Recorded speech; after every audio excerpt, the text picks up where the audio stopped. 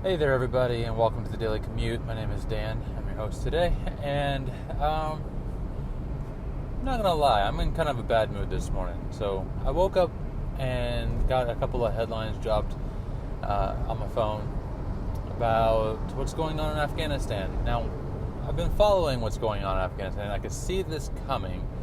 It doesn't make it any less upsetting, though. So the news came out today that started last night with the evacuations of Western embassies, particularly the American embassy, which when you look at the pictures, there's a lot of parallels to the evacuation of Saigon and back in the Vietnam War. A thing which we were told wasn't going to happen. Now, before I continue, just a little backstory. So, I was in high school when 9/11 happened. I was taking a test. It was a big standardized test that we had in high school, and principal came in and told everybody, hey, there was an accident, planes flew into the World Trade Center in New York, just so everyone's aware, we're going to be going home from school early today. So, we all thought, like most people did, that it was, some private plane somehow managed to fly into a massive building. Didn't really think about it. While we had a break from the test, we went down to the library where we had a big TV down there. This was back for the younger people listening. This was back before smartphones and streaming, and YouTube wasn't even a thing then. So we all went down to the school library. And there was this big screen TV down there, and we saw the towers with the smoke billowing out. With the footage of the second plane flying, because I don't think we even really had actual footage of the first plane hitting until later on. So they just kept showing the second plane flying into the second tower over and over and over, and it was a scary time. I was 15, I think it was, when it happened. I was 16. I think I was 16 at that point. And watching it happen, and watching what continued to happen as the news developed, and the towers collapsing, and then showing the footage from the Pentagon, and then hearing about Flight 93 going down in Pennsylvania. It was a very traumatizing day. I wasn't there. I didn't have anybody who was impacted firsthand. I didn't have a family member or a friend who was in New York or in Washington or anything like that. I did have a girl in my class who was taking the test with us who didn't come back because her aunt was in the South Tower. And that was the closest that I can really think of of anybody that had anything happen on 9/11. I remember being at home that night and watching President Bush get up and give a speech at the Oval Office, talking about that America would have a response, and in the coming days, in the coming weeks, that response became apparent once they tracked down. Well, I guess they didn't really track down; they knew where he was. But once they announced that we were going into Afghanistan, there were a few people who were against the war. There was not a lot, though. And most of you listening, I'm sure, are probably older, so you remember what this was like. But the vast majority of people seemed to be on board with going in. I think, when it came to the politicians, I think there was Ron Paul and one other person maybe who were against the war in Afghanistan. But I remember being a sophomore in high school and being like, yeah, these people hit us, we need to go get them. Gung ho, go America, go teach these people a lesson. Nobody messes with the red, white, and blue. Yeah, super patriotic. And I still hold that was the right response. Now, I don't like war. I'm very much anti-war when it comes to most things. I ascribe to the just war theory. So, war and self-defense, proportional response. Yes, I think that's appropriate. Now, when it comes to asymmetric warfare and terrorism and things like that, it becomes much more. There's much more of a debate to be had on that kind of situation than it is on a conventional war. I would argue that World War II was a just war, whereas the invasion of Iraq, I would say, was not a just war. But when it comes to Afghanistan, I came down on the side of this was a justified action because Al-Qaeda struck America. They were being harbored by the Taliban, who refused to turn them over to us. This was a justified action. Now, as time went on, and I grew more aware of how the world worked, and I became more aware of politics, I started becoming more left-leaning. I was a Democrat for the first few years that I was old enough to vote, and I became even more anti-war as things went on, which was honestly normal back then. It was much more normal for the Democrat Party. I don't even know if I should say the party, but like people who would call themselves Democrats, people on the left, were very much anti-war. They did not want to go, like, it was the constant clamoring to end the endless wars, which is honestly one of the reasons why I was so drawn to Ron Paul, because he was somebody on the right who was not towing the same neocon line that the Bush administration had and the John McCain's of the world, you know, like, that he wasn't a war hawk. He was somebody on the right who was reasonable, who didn't want America, you know, being the police of the world. And that was the standard liberal policy for as long as I could remember, up until about the mid 2010s. And I remember when I started kind of shifting more to the right, becoming more of a libertarian. I remember thinking, like, well, this is one thing that I still have in common with the left, is that I'm not in favor of these wars, and we shouldn't be going and policing the world and invading other countries and drone striking people who, you know, we're not actively at war with. I personally am of the opinion we shouldn't be using drones at all, because I think it's a dangerous precedent to bring that kind of technology into a war zone. But that's off topic. The point of bringing this up is that the headlines this morning that I saw were that the Taliban had taken the presidential palace and President Ghani of the Afghan government had fled, and the U.S. was sending more troops to secure the airport so they can continue the evacuation efforts. So we're giving up.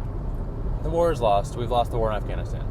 And Anthony Blinken can come out all he wants and try to spin the propaganda machine to tell us that this is not a loss, that we did not lose the war, that this is not Saigon 2 Electric Boogaloo. But the reality is that it is. The Taliban stormed across the country. They stormed into the capital, and they took it as we evacuated by helicopter, just like what happened in Saigon. Okay, here's the difference. They don't have boats, right? In Vietnam, they had boats because they were on the water. Afghanistan, no boats. That's your difference right there. And maybe this sounds weird, being somebody who is anti-war, who has been advocating for the end of the war for a long time. Like, that was one of the reasons why I wanted to see Obama in office in 2008. You know, I was, like I mentioned, I was Democrat, liberal. I wouldn't say I was progressive, but I was definitely a liberal. And I campaigned for Barack Obama in the 2008 elections. I remember having arguments with my mom and my stepdad about it because they did not like him. And I was like, you know, I remember, and you know, here's the thing that makes me the most angry about that is, one, he turns around and does all these terrible things. I think I mentioned in a previous episode, you know, coming into office and started drone striking weddings and kids and American citizens in other countries and all these terrible things that the Obama administration did. But I even defended Joe Biden as the pick for the vice president because I didn't really know anything about him. I was just like, oh, well, it makes sense. You got this young senator who's first-term senator who doesn't really have a lot of experience. So, yeah, pair him off with somebody who's been a statesman for, I don't even remember how long. I guess it had been like 30 years at that point, you know. In my mind at the time, it made sense. And now, you know, and so him coming into office thinking we're going to end these wars, we're going to get out of Afghanistan, we're going to get out of Iraq, I was on board with that. I was happy about that. When Trump announced last year that there was going to be a withdrawal date of May, I think it was May 1st, I was on board with that. I thought it was really, really good. I thought it was about time. You know, we've been in Afghanistan for too long, and at some point, they need to learn to stand on their own. They need to be able to stand. Because here's the thing. You go in and you train these people on how to fight. You train these people on how to govern. And you do it all with them using America and the coalition forces as a crutch to maintain their power and authority, what do you think is going to happen? Like, they need to learn how to do it, but this is not the way to do it.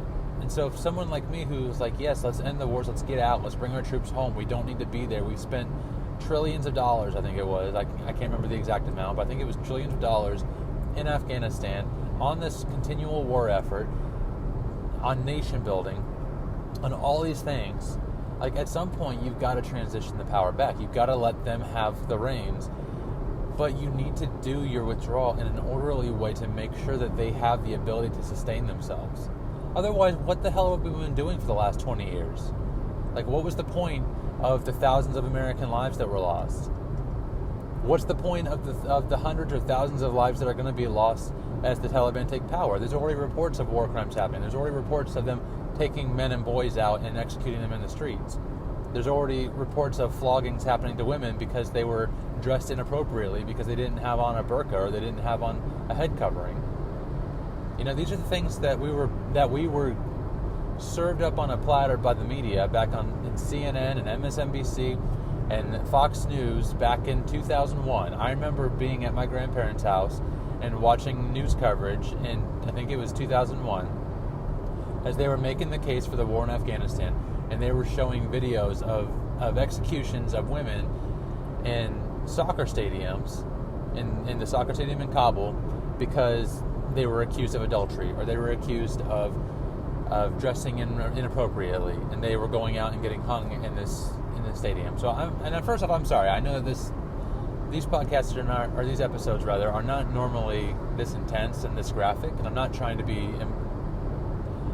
graphic, but this is really upsetting for me personally.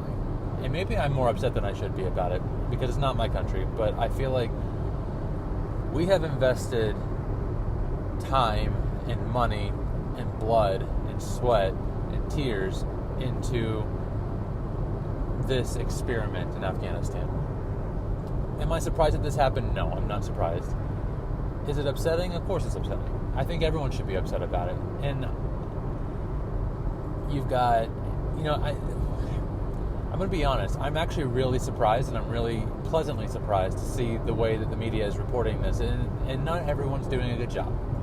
But seeing CNN actually calling out the Biden administration for their mishandling of this entire situation has been at least a little bit refreshing. And maybe that's because they realize that they can't spin a lie big enough to cover the Biden administration. Now, the State Department's going to try to. The Defense Department's going to try to. They're going to come out there and they're going to say, this is different, this is all going according to plan. Well, then your plan sucks, man. I'm sorry, but it sucks. Anyway, I'm sorry. I'm in a bad mood this morning. This was very upsetting. I've had friends and family who have gone over to Afghanistan, who have fought in the wars, who have been physically and emotionally and mentally scarred from it. This is ridiculous.